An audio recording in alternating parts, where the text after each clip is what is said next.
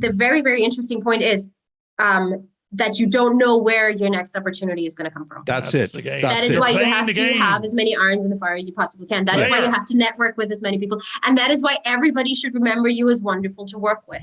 In the room, 52 Jokers Wild. No, there we're on it because, like, I don't know. I think you might be a writer you've got so many hats on these days, Steve. And every time I look up, you're acting in it. You've wrote the damn thing. You're producing it. You're directing it. You're doing location. Actually, I think you're asking for a farm in Wicklow for someone else at the moment.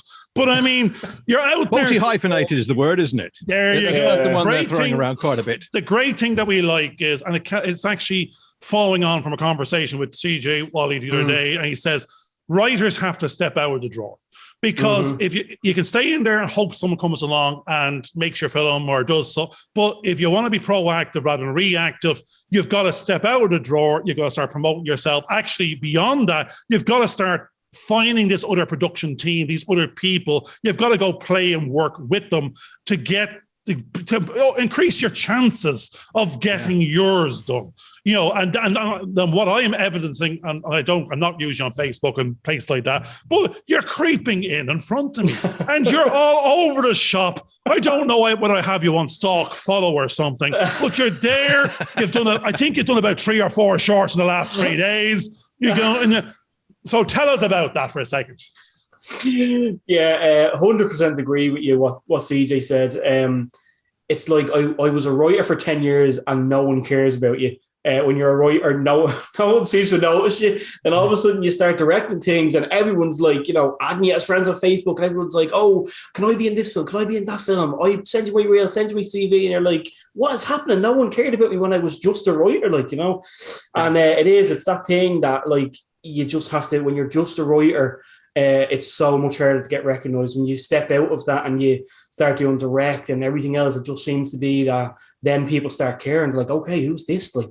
How did you meet now? How did you meet Ronika and Stephen? Well, I met Stephen on a set. Before I met Stephen, I was on another set called Here They Come, and it's a new film that I'm doing. And then I was working with a girl on there called Dana, and she was doing sound. And she was like, I'd love for you to be in my next film. And I was like, yeah, sure. Like, give me the details, whatever. So then I went on to set and Stephen was there. Stephen was the writer. It was one of his first short films he wrote. And we were just talking and we really hit it off. And he was like, I have a new film called Behind the Mask and I'd love you to be in it. And I was like, okay, that's fine. Yeah. So he sent it on to me and we were on set and we were just talking. And then I was doing a few more films with him. And I found that sometimes when I look at people when they're acting or directing, in my mind, I'm like, I'd love it if we done it this way or add this, whatever.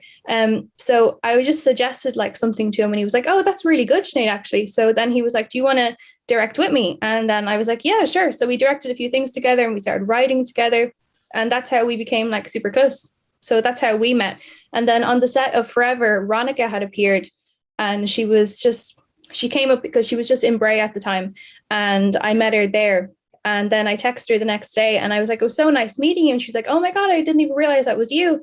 And we started talking and then I got cast in some of her stuff. And then I ended up directing When You Did, which is her new short film that we done together. I tend to write for the kind of the 24 to 40 kind of bracket. They don't read. Well, yeah, no, they're watching a film. I forgot. No, it's a film. It's not a novel.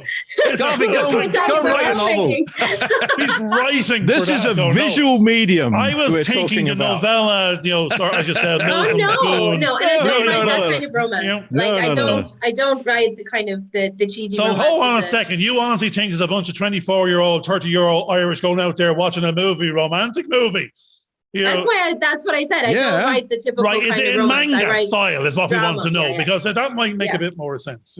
That's like I tend to write stories that are very grounded in reality, and that's why most of my stuff doesn't actually have happy endings or not happy endings in the kind of cheesy, typical sense. Well, it does have an audience. This is back to the maths, the accountant can't help it. Yeah. So you're writing for an audience of a market size that will go watch this, that's going to raise finance, get the thing made. They're out there watching this. We know from Stephen Fellows or Follows, whatever his fucking name is. Fellows, the statistics say horror zombie might win. Indie production, drama, romance could be down the other end of the cube of not getting payback. I don't see it up where the green and red was. There was a bloodbath this side of indie, and the only thing that was actually, it was a zombie horror dramatic romance between a vampire and a zombie. It might fall back into that indie curve. But the great thing about it is you're getting paid because you're being commissioned. But if you are producing, that's a different story to get paid to get to the end market. Now, the thing is, I fall into a very lucky category of most of the big players. So RTE, Virgin, all of them. They don't do genre. Right. So yes, okay. They tend not to fund horror. They tend not to fund sci-fi. They tend to fund heavy hitting drama that can go on RTE. Hence, don't, she says, hence, cut out the bit where I'm cursing about the national broadcaster, right? Yes. She's one of those darling children that meet all the criteria. I don't want to go back to that. I to a certain life that other people do it, so you must do it, or everyone has done it for the last couple of hundred years, and not everybody can be.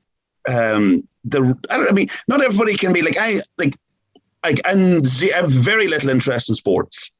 I have very little interest in sports, but if you join the club, but it's not a sports club, it's an anti-sports club. But growing up in certain places, like if you weren't into football, if you weren't into watching guys running around after other guys on the football field, you were weird. If you didn't go to the pub, you became an actor. Yes, if you weren't into going to the pub and watching a TV screen and shouting and roaring at men following other men on a football field, you were weird. But for me, it's like, I suppose it's trying to realize that you can't be all things to all. Yeah, I mean, I feel like saying that I'm not into sport, but like it's okay to be that. The one problem you're having here, Aidan, is you keep on going to football matches, you keep on going to fucking pubs with sports clubs and sports TV and expecting to be part of the crew. No, you just need to move pubs. I used to pretend to be interested in that, but now it's like, You're obviously in Hollywood or in that sort of area now, and you're obviously getting work. What made you change from being in Ireland and go to Hollywood? Or was it just chance? No, I always dreamed of, like, even whenever I was a kid, of being in America, in Hollywood. And I went to college in New York in the American Academy of Dramatic Arts when I was doing acting. Still do some acting, but I ended up on the other side of the camera producing stuff an awful lot more. But like, I think in many respects, like for an Irish actor at the time, you kind of there wasn't enough work in Ireland. Productions were only starting to come into Ireland. Like if you remember, John Huston was actually the person responsible for helping the Irish Film Board be set up in the first place. So thanks, John Huston. And like you kind of really only had a choice of going to the UK. And being from Belfast, it's gone like, I'm not really a UK bird. So it's sort of like, all right, let's jump in the deep end and see how it goes. And I was lucky enough to get, a start in Ireland. And then because I'd already been in the States and lived away for quite a while, it wasn't as daunting as it would have been had I've never been in the States before, trained in the States. But like the approach to acting is very different. Like it seemed more like a challenge, and I just find the fact that, the landscape is stunning, the attitude is very different over here. So it was just more of the right vibe for me. I wasn't sure now how LA was going to be in comparison to New York, and I mean like night and day.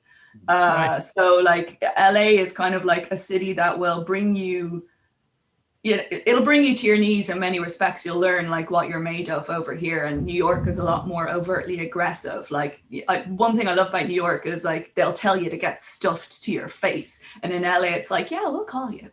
So one of the things that we started to do, which may also help, is that on your next short, which may also have no budget, use the likes of Beck2 rates, work out what everybody's rate is, and actually come to terms with them that effectively you've invested into my project your time, which is worth this amount of money. What then starts to happen is you then start to take it seriously.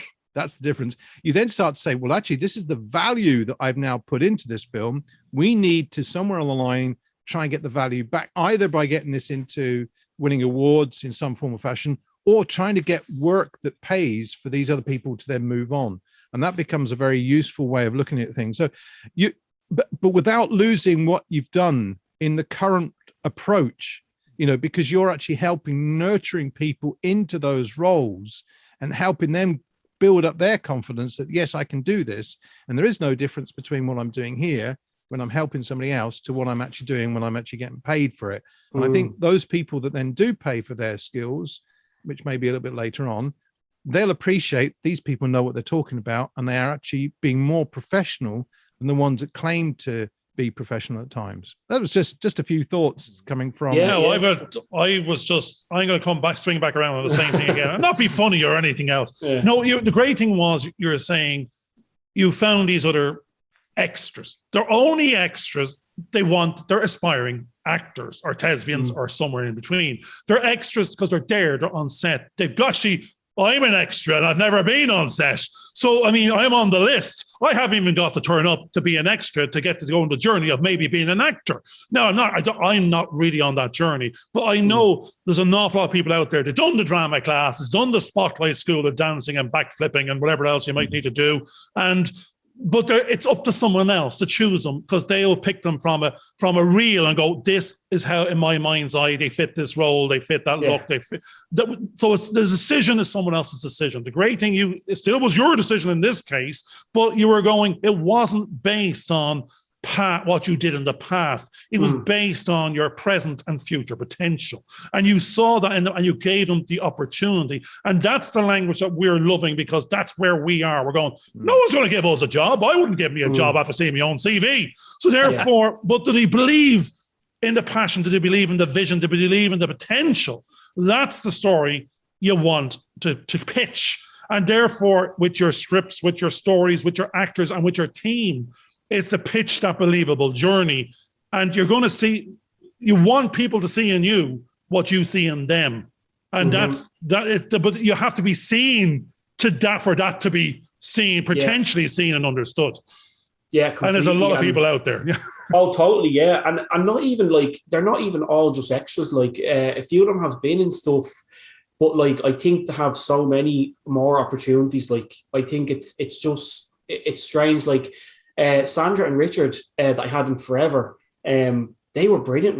They've been in a lot of short films and stuff like that. Like I said, Sandra was in The Lobster Common Fire and everything. They were so good. They were just so good. I would have them again in another film if I had a role for them. No, you can't. No, you have to get some other newbies, because then everything will be same actors will be appearing everywhere. Yeah. But no, I suppose you need to edit the bit out where I said I didn't take them serious. No, what I meant was budget-wise, they're not the three films are really small scale. Behind the Mask was shot basically on the one floor. Forever was shot on the same spot in Bray. Sharp Teeth was basically shot here in my own apartment. And the other one that we have this Sunday, Drink Up, is shot in my apartment. So they're very small budget, You know what, Stephen? I'm going to use the language we're using in the last couple of ones. I'm going to stick to this, going forward anyway. You're a guerrilla. That's what you are. You're guerrilla marketing. You're guerrilla filmmaking. You're an indie guerrilla. You're going, I'm not one location, half a location. That's what I can do. An actor, don't even need them. I just look out the window. We'll take a couple of birds and we start doing some mime. The great thing is you're starting on the minimum location, the minimum number of actors, the minimum amount of moving parts to create a story that has meaning. I love the idea of structure. I love the idea of the way that things get formed. And one of the things that I've been looking at, because we were talking about the Greek thing, was I started reading Plato's Republic. And one of the things I started realizing, if I want to make a really good sci-fi movie, George is reading Plato's Republic. I'm watching Mr. Ben. And I got Aristotle as well. Yes, but you suddenly find that when you start to read, I've got Tom and Jerry. Texts, I don't know. That's as good as I'm going to get. My side. But the great thing about it is when you start to understand how things are designed, even from the very beginning, and you begin to understand about societies and how they get framed and how you get framed within it, then you can suddenly start to look at a character set in contemporary time who suddenly discovers that everything they thought they knew was right turns out to be a lie because they've been formed in a construct. Yes. Right, that's the Matrix. We're back again. That's right. We're back into the Matrix. That's what I'm trying to talk about. Because one of the things is you start to look at when Plato started talking about how do you build a city, he was starting to put those constructs on all these people. Then if you suddenly find that what's happened is it's gone out of all over the place, and you suddenly find that there are characters trying to live their life, because if you read 1984, that's what 1984 is about, because you've got Winston Smith suddenly discovering he wants to rebel. And what's he doing? He writes a journal. And he tries to hide it from the TV. And then we're sitting there kind of going, I've got all these TVs around me. Now they're listening to me. George, now they're telling me what I should be thinking about. The weird thing is, someone's going off to rebel and writes a journal. Rebellion in my day is actually, we go back to CJ and go, script revolution, a little bit of rebellion. It's going to go against the system. But I think that's still important. Not Citizen Kane, Citizen Smith. So that's where we are. It's first against the wall. Hang on a second there, Garvin. Then we do nothing about it. Garvin, we're talking about Winston Smith. Yeah, I don't care about Winston Smith. No, I'm talking about the Citizen Smith. But he was the Citizen Smith that they were trying to deal with. First and I against bet the you wall, that's where all the ideas and off came the pub from. we go. We talk a big talk. We walk. We sometimes don't walk the walk. We open our journal. We make plans to conquer the world, and we put it in the drawer. The whole point is we're back to what we said at the very, very beginning. They got to get out and do. They got to stop writing about it and start actually putting it into action. Now again, so that type of thing, but. That's also doing it in your case because if there are writers, what we're trying to do here is the writers, if they understand the form that they're trying to do, which is a construct as well, because I'm coming from an editor's perspective. Once you understand what needs to be constructed, then you can go out and do. And if you don't understand that, then you can't do the doing bit. You can't do the bit where we need to break it down into a script. You might be able to do the doing, but the doing won't do much. That's right. And bears do in the woods?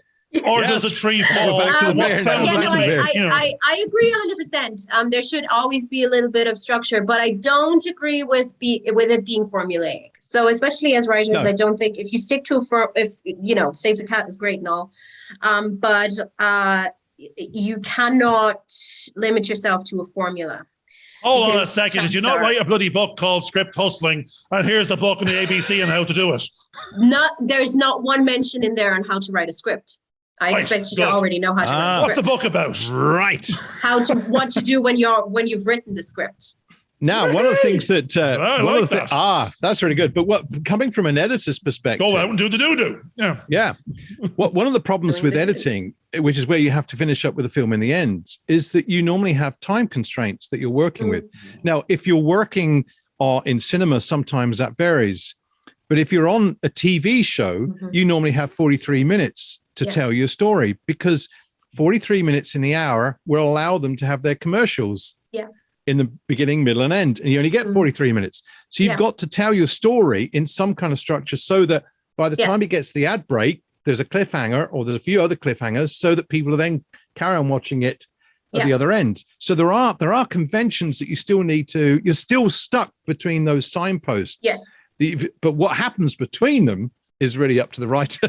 As long as you hit that mark, it's the in point and the out what's point interesting there, George, is you're saying you're stuck between signposts. You're not. You're stuck between adverts. Actually, you're writing for adverts. Yes, you are. That is why streaming is so amazing, because all of that goes away. Even if it is if it's serialized, made for TV content, ad breaks don't exist on Netflix. At the moment. And an episode can be 33 minutes or 40 minutes, and it doesn't matter. And that is why streaming, I think, has become such a disruptor.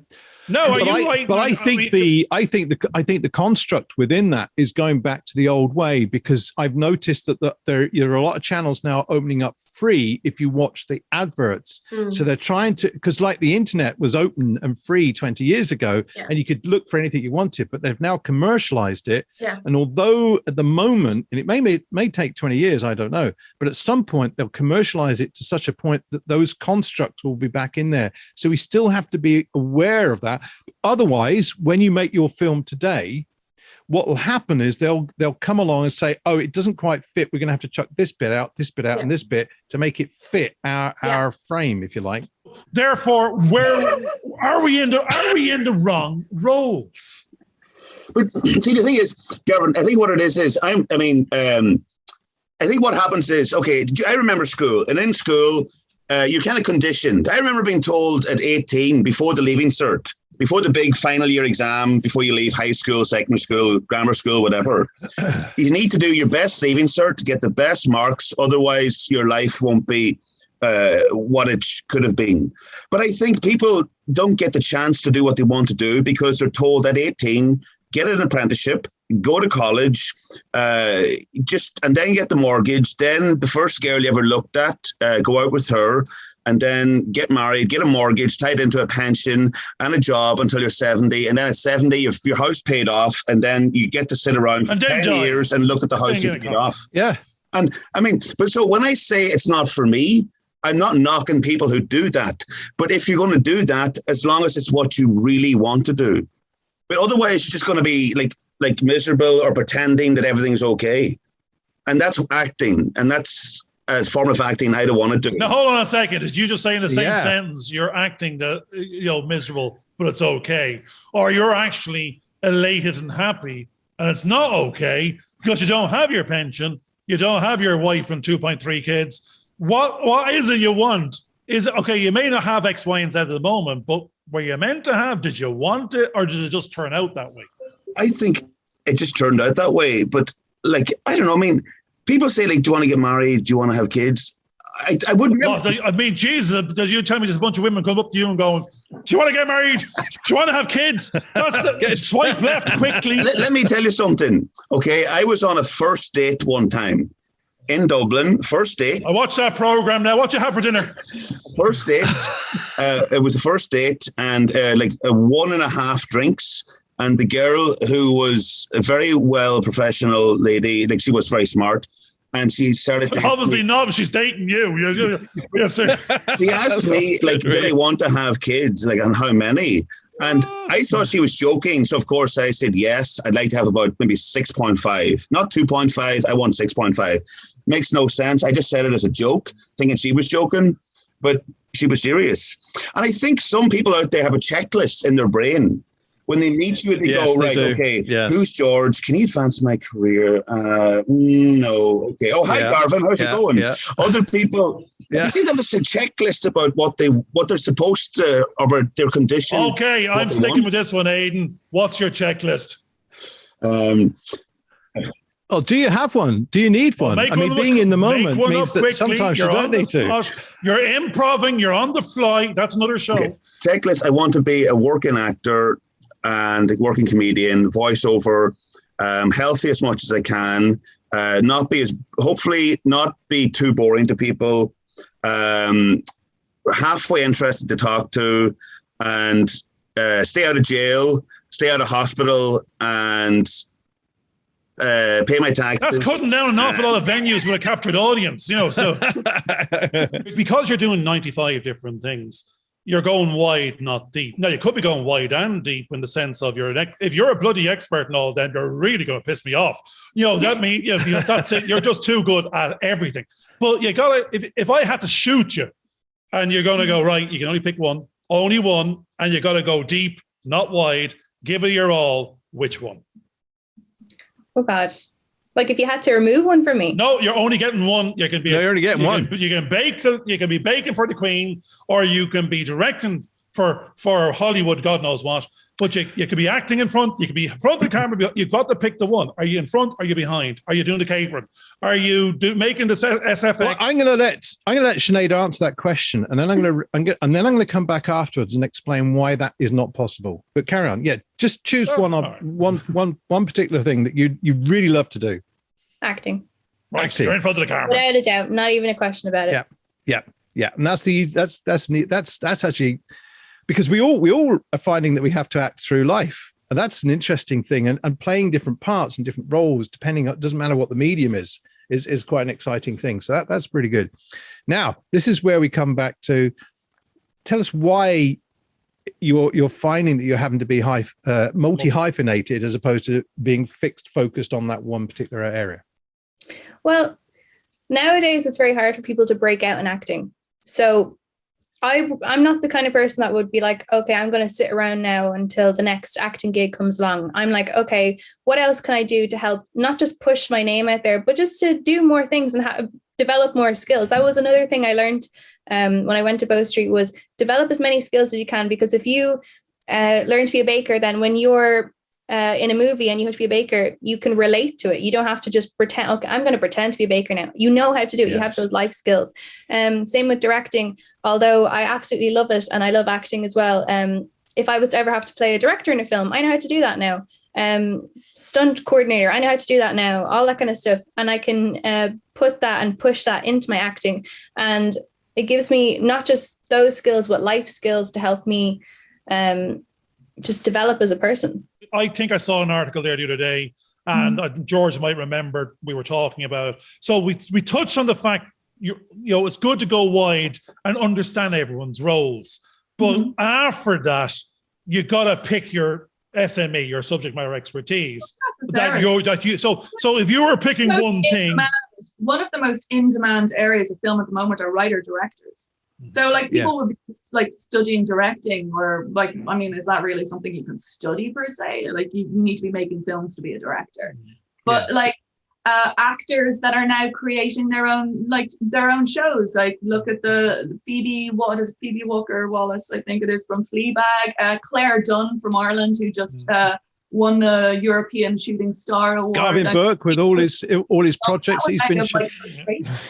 So one of these years, good content, but they also need, you know, the taste maker of that project. You can't defer certain decisions to everybody.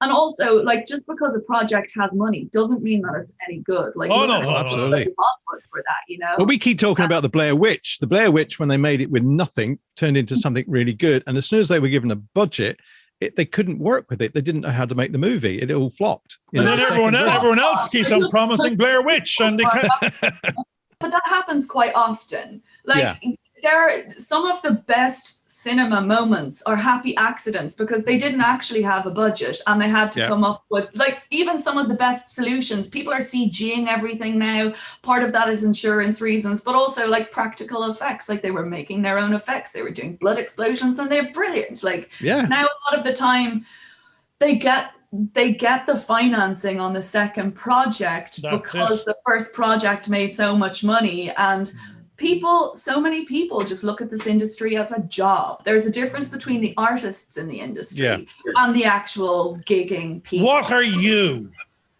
I'm still making up my mind. I mean, I find it fascinating because as someone that's been a teacher, a lecturer, and I've taught, I'm getting into counseling at the moment, as in the counselor. What I'm finding is everybody's telling their story and you're trying to get them to act out certain parts and put into action their words in some form. So I'm sort of started to take a different view of what actors are really all about. That it's not Garvin's view of the actor. It's basically there's a task that has to be achieved within a certain scene or within a whole story. And you're seeing how that person actually navigates the problems they're having to get to the end on a of the journey. Scene, to see if but also you want to empathize with them and not necessarily like them, but empathize with them, that kind of thing. But if you don't, then you're not going to care. Absolutely, which is why in some of the film script writing story ideas, there's that if the villain comes in and then goes and saves the cat, which is actually the story. People cheering the psycho killer who's killed a whole bunch of humans, but saved the cat. And they well save done. the cat. Oh, wait a second, he's killing that man. Oh, yeah. Yes. Well, go back and it's a bit like John Wick, wasn't it? That was what set John Wick on John Wick is a good journey guy. No, Loki. The one you want to be doing here now is Loki not the bad guy, and now all of a sudden he has his own show, and he's actually, my daughter loves Loki from day one.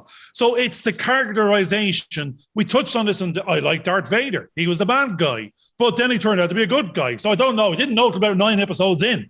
But the thing here is you played a role well. You looked well, played a role well. You liked the acting because you engaged with the fear or the emotion or whatever else. But it wasn't a dull, dud character, type of. Actually, I think a show that might be newly coming back, I don't know if it's a repeat, but Dexter revisited or revamped, which is the mass murderer good guy. It's this crossover of good and bad. Exactly. It's kind of like saying like bad people sometimes can do good things. Yes. And good people can sometimes do bad things. So it's kind of like, what? It's like there's like a grey But area. if you're an actor, which one were you? I like to think I do mostly good things. In the directing side of things, which is quite interesting because you're an actor and you're working with people and you're getting ideas. Are you going into the psychology of the way that a character may actually work for motivation and things like that? Tell us a little bit about that process that you would use. Oh, 1000%. Even when I'm acting myself, I have a routine that I do. I'll deep dive into that character, try completely get into their head. I'll have a different playlist for each character. So I'm listening to that on set, getting into it, a certain costume that they might wear, a certain scent that they might wear. So a perfume, anything it can bring it on, all that kind of stuff. That's what I'll try to do, like get into them, because I feel the only way you can properly show the emotions of that character is if you're in their head. Yeah, like absolutely. Some people find when they get upset, they don't cry, they laugh. But certain characters, they react differently. So I'll get into that kind of headspace, because although sometimes if I get upset, I might not cry, that person might. So I need to get in there and start feeling it. So do you pinch yourself every now and again, bring those little watery tears to your eye? I haven't yet. No, I listen to sad songs. That might help sometimes. Oh, right. Okay. You know the song at the beginning of Up? Oh, that gets me every time. The Disney film. I'm trying to. No, I can't remember. I'd be in trouble if I actually did remember that, because that's the one with the old fellow with the balloons, isn't it? Yeah. Isn't that Up? Yeah. Not the song, George. Though the old fellow. Don't remember the song being called "The Old Fellow with the Balloons." No, that's the film. Number 3 on Spotify there now. The Old Fellow with the Balloons. Yeah, love it. Sorry, watch out for him in the park now. Keep him away from your kids. But it's what's interesting here is, I said, you're going wide. You're networking, you're Ireland. We've talked to a few people before. Ireland is small enough that you can, as you said, you can get them. There's stuff going on. You're in a bunch of shorts, you're in a bunch of features, you're on a bunch of podcasts. And it's not that there's no work that you couldn't get involved with. There's plenty of it going on out there for people to interact with. And strange enough, I'm unaware of all this. Therefore, I think there's nothing going on, because there's nothing outside my front window. So, I think I'm going to have to reach out more and get more involved. And I think I've said this to George in the sense of this year is about getting more involved with the local industry in things that are going on. And it's just help out a little bit here. It's not to go work like a lunatic. It's just, you can be there, you can be involved to a little bit or a bigger bit according to your appetite. But the one thing there is you've got to be involved in order to network, in order to get the future work. So you're doing it in spades at the moment, in the sense of you're networking like a lunatic. You're out there, you're everywhere. You're not the elusive Pimpernel. We can seek you here, we can seek you there. The thing is, we keep on finding you everywhere. So it's brilliant to see you out there, and you're putting us to shame. You're putting me to shame. Don't know about him. Like that's how, like, even with connecting, when I was on the set of Here They Come, I got 2 different things from that. I ended up doing the signal with Dana and Stephen, and then I also connected with one of my co-stars, Shannon, and that's how I ended up doing the makeup on Deadweight. So you never know what's going to come out of every opportunity. No, I'm going to be terrible. I'm going to be terrible because George made me do this. I was going to try and avoid it, but the one thing here is I'm going to say, no, you're investing in yourself. You're investing, because I know there's no money. You're not getting paid for any of that, I don't think. Or are you? Am I making that mistake? In some things I am. I know, like, some people, when they go into acting, they have this big idea in their head that, everything you need to get paid for. Or some people look down on people that are doing films that have no budget or no pay, and they're like, well, why are you doing it if you're not getting paid? It's not the point of, you should never go into a certain field that you love so much and only go into it because you're getting paid or not. It's about filmmaking, making connections, and you do it because you love doing it. I'm an artist in other areas. I know from hopping around departments and things, certain things like I just don't want to do. Like I've done DIT on projects and stuff, and I just get frustrated sitting there transferring files. I like. Yes, Garvin. You can do it. You're just meant to do it. That's it. I like it, but it needs to be done, you know. Yeah, well, absolutely. No, but you don't need to do it. That's back to budget. If the budget was there, they can do it. Yeah. Well, there's an awful lot of automation there that does it while you're not looking as well. If you're on a budget, you know, you can be the director and still, you know, have Shotput Pro and, you know, checklists and some checks, and they're being delivered to your phone while that's all offloading onto, you know. Yeah. So is there a passion project, arty farty creative in there that has it. Because we asked this question of a bunch of other women we spoke to. I'm still getting Garvin to try and come up with his arty party project. What's the one in the handbag? If you not sexist otherwise. I have my man bag. I'm just saying it's in there. It's a passion project. If someone we don't know how much it is. Someone was 10 million, 15 million, and the reason they couldn't do it was an unattainable, budget. Therefore, couldn't be done. Have you got something you could do that you need to do before you die? Yeah, but see, the thing is, that's every project I work on, because I'm not going to work on it if I'm not passionate about it. Yeah. So, like, they're just. Good answer. I'm at the point in my career where I'm like, oh, okay, you're throwing out money at me. I don't care. I'll take it. Like, obviously, I can spend that, no problem. Yeah. But like, there's a writer that I'm working with at the moment. He had stuff. We did a short a while ago. We were catching up last week, and one of his scripts was on the blacklist, and he was invited by he's a great young writer. And he wants to turn one of the projects that we did a short on into a feature film. And like, one of the actors is from Denmark, one of the actors is from here. There's a project that I'm shooting in March that's by a young British writer. She's in it as well as an actor. She was in The Theory of Everything, and I've got an American actor. My question would be, is that $1 million, is it 5 million, 10, 50? What is it? I'd love to do a TV series. Well, right. I'd love to do a feature film on the Táin, but told from Queen Maeve's perspective. Because much of our Irish legends are actually translated by men, historically have been written by men. But Ireland was a matriarchal society. It certainly wasn't a male-driven society. So there's so many things that have been lost in translation. Like Queen Maeve it was all about her ego. But when you look at how society worked back then, that's actually not what it's about at all. So we're trying to get some Celtic superheroes, is it? No, not super. They're not superheroes. Well, they could be DC. There's just like Game of Thrones ripped so many things out of the Irish legends. I was talking to an executive at Legendary Films recently, and they have people that are specifically studying cultures and their national legends, and they're stealing cultures, national legends to put into Hollywood movies. It's like, I'd love to see some Irish legends. And it's big budget stuff, but we can see from the Game of Thrones that we actually have the crews and the talent. And Stephen St. Ledger, who's an amazing Irish director who does fantastic action. He was doing stuff on the Vikings. I think he's just finished directing a couple of movies. Like, there is a way to do that, but I do think, like, in many respects, some Irish film has been caught up in a certain genre of telling an Irish story, and there's a much wider scope. Right. That. So that we want Celtic mysticism to go kick ass.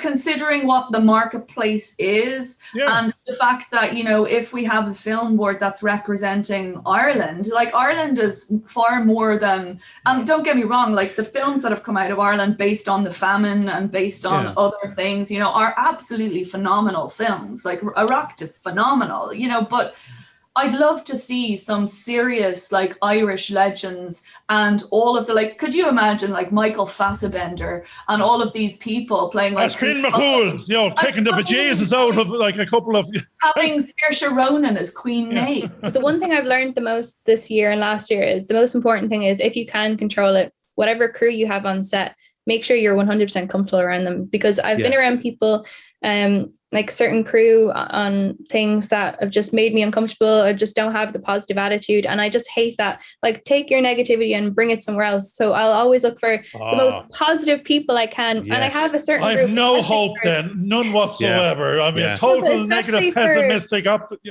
Well, for one last goodbye, I said it to Stephen. I'm letting him direct it by himself because I don't want to be pulled out of the moment.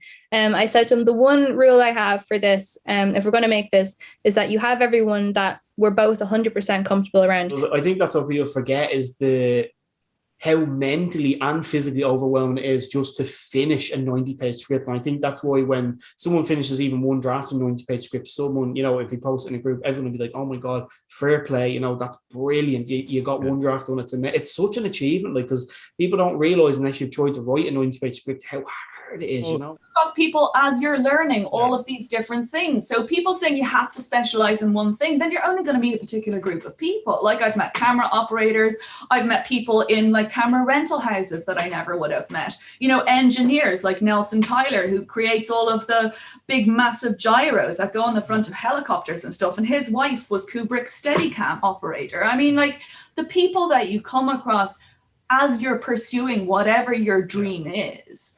Yeah. That's what's important. This is the second podcast I've been on. I've one more coming up next week.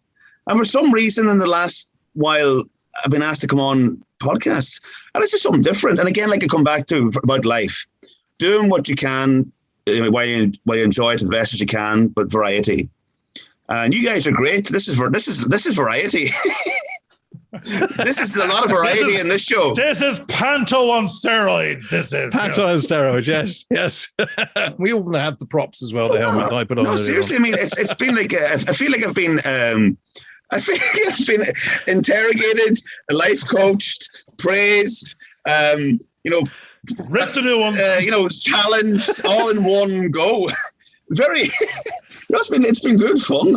10,000 years from now, when you have these 200 episodes of 52 Jokers Wild, you were one of those individuals. And the thing is, and I think the very, very interesting point is that you don't know where your next opportunity is going to come from. That's it. That is why you have to have as many irons in the fire as you possibly can. That is why you have to network with as many people. And that is why everybody should remember you as wonderful to work with. Hope you enjoyed this video. Please subscribe and click on the bell for notifications.